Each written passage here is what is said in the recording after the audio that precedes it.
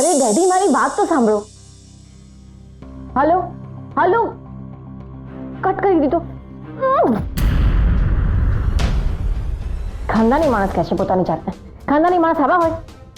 બીજાના ડેડી છું પોતાની દીકરીને કેટલું ખુશ રાખતા હોય છે, કોઈ જાતનો દુઃખ નથી પડવા દેતા. અને એક મારા ડેડી છે કે અને કે છે મમ્મીનો તો વિચાર કર.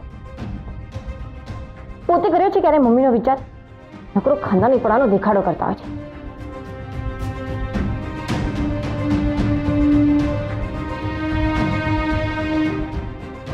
શું રાણી સાહેબ, હવે શું કર્યું તમારા ડેડીએ? મારે એમના વિશે કોઈ વાત જ નથી કરવી. હા, એટલે નક્કી એમણે કંઈક તો કર્યું. હે મને કહી દે, તારા મનનો ભાર હળવો થઈ જશે. બોલ. મેં કહ્યું ને મારે એમના વિશે કોઈ વાત નથી કરવી. સારું, મને ના કેવું કઈ વાંધો નહીં. આપણી હેલ્પલાઇન છે ને મારા મનની વાત, એની પર ફોન કરીને કહી દે અને મનનું બધું હળવું કરી નાખ. એ સારો આઈડિયા છે. અને આ જો હેલ્પલાઇન પરથી યાદ આવ્યું કે મારે તને પૂછવાનું હોય છે પણ રહી જ જાય છે કે પેલા દિવસે કેદારભાઈ આવ્યા એટલે તમે લોકો કયા લેટરની વાત કરતા હતા?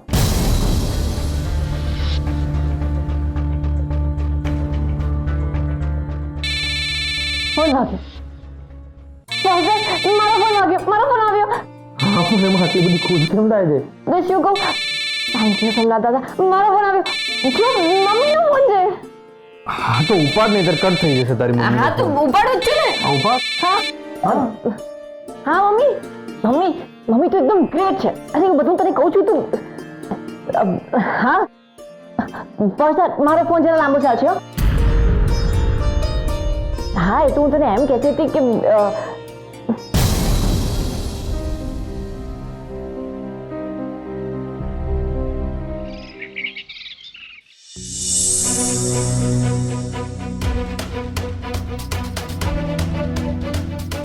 તારે રિક્વેસ્ટ જ કરવી છે ને તો કર્યા કર, પણ એક વાત કોરા કાગળ પર લખી દેજે. હું તને કબૂલાતનામું નહીં આપું એટલે નહીં જ આપું.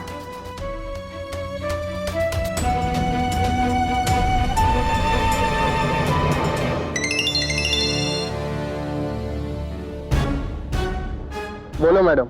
એક માણસની જમીનની ડીલ થવાની છે. એના વિશે બધી જ ઇન્ફોર્મેશન જોઈએ છે. થઈ જશે મેડમ. માણસ કોણ છે? વિક્રમસિંહ. વિક્રમસિંહ? એ તો તમારા ડેડી છે ને? હા, એ જમીનનો સોદો કોની સાથે કરવાના છે, એ ડીલ લીગલ છે કે ઇલીગલ, બધી જ ડિટેલ મને આજ રાત સુધીમાં મળી જવી જોઈએ. ડોન્ટ વરી મેડમ, તમારું કામ થઈ જશે. ઓકે.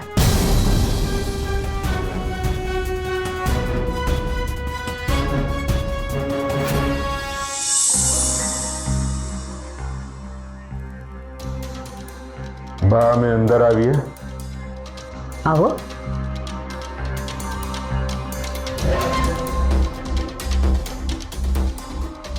બોલો.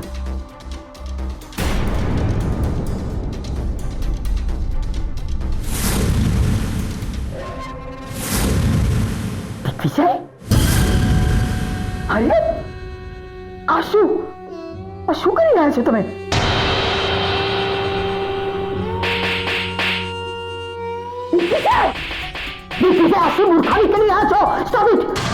મૂર્ખ? બા મૂર્ખ છીએ અમે. મૂર્ખ છીએ અમે. ઉભા થાવ કહું છું. ઉભા થાવ. શું થયું તે કહેશો અમને? બા મનમાં એક સવાલ થાય છે. અમે એવો તો કયો ગુનો કરી નાખ્યો બા કે તમે આમ સંપૂર્ણપણે અમારો વિરોધ કરી રહ્યા છો? દિગ્વિજય, જરા સમજી વિચારીને બોલો. અમે શું કામ તમારો વિરોધ કરીએ? બા હર્ષવર્ધનસિંહે હેલ્પલાઇન શરૂ કરી ત્યારે તમે એની સાથે ગયા હતા, એની સાથે મીટિંગો કરી, અને અમારો વિરોધ ના કહેવાય તો બીજું શું કહેવાય? હા, અમે માનીએ છીએ બા, અમે માનીએ છીએ કે તમને હર્ષવર્ધન માટે સહેજ વધારે જ લાગણી છે. એવું નથી દિગ્વિજય. એવું જ છે બા, અને આ જ સત્ય છે. તમે સીધે સીધું અમને કહી દો ને કે તમે આ ચૂંટણીમાં હર્ષવર્ધનસિંહને ટેકો કરવાના છો. આમ અમને નીચા જોનું શું કામ કરાવડાવો છો બા?